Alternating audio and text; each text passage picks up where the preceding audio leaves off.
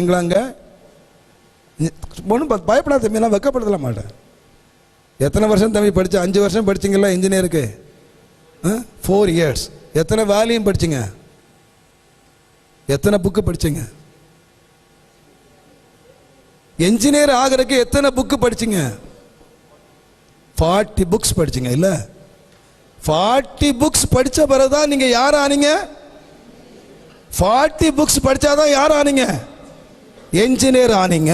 உங்களுக்கு 50,000 ரூபாய் 60,000 ரூபாய் சம்பளம் கொடுத்தான். எத்தனை புக்கு படிக்கணும்? 40 புக்கு படிச்சாதான் 50,000 ரூபாய் சம்பளம் இல்ல 15,000 ரூபாய் சம்பளம். 15,000 ரூபாய் சம்பளம் வாங்குறதுக்கு 40 புக்கு படிச்சாராம். ஆனா ஆண்டவர் படிக்க சொல்ற எத்தனை புஸ்தகம்? எங்க அவர் என்ஜினியர் சும்மா ஆயிட்டாரு? சொல்லுங்க. அங்க அப்பா ஃபீஸ் கட்டினாரு என்ஜினியர் ஆயிட்டாரா? டெய்லி பஸ்ல கூட்டு போனாலும் என்ஜினியர் ஆயிட்டாரா? டெய்லி சத்யபாமா காலேஜுக்கு போயிட்டு என்ஜினியர் ஆயிட்டாரா? இல்லைங்க. காலேஜில் போய் 40 புக்கு படிச்சாராம்.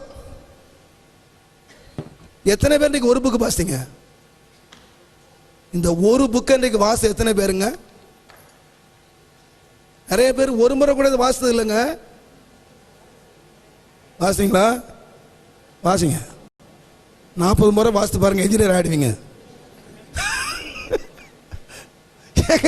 ஒரு என்ஜினியர் பட்டம் வாங்குறதுக்கு 40 புக்கு படிச்சாராம்.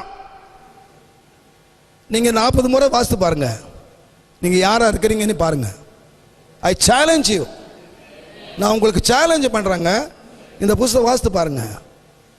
உலக பிரகாரமான ஒரு புஸ்தகம் ஒருவனை என்ஜினியர் ஆக்கும், ஒருத்தனை டாக்டர் ஆக்கும், ஒருத்தனை வைத்தியன் ஆக்கும், ஒருத்தனை IAS ஆபீசர் ஆக்கும், ஒருத்தனை IPS ஆக்கும்னா ஜீவன் உள்ள தேவனுடைய வசனம் உன் ஐஸ்வர்யவான் ஆக்கும்.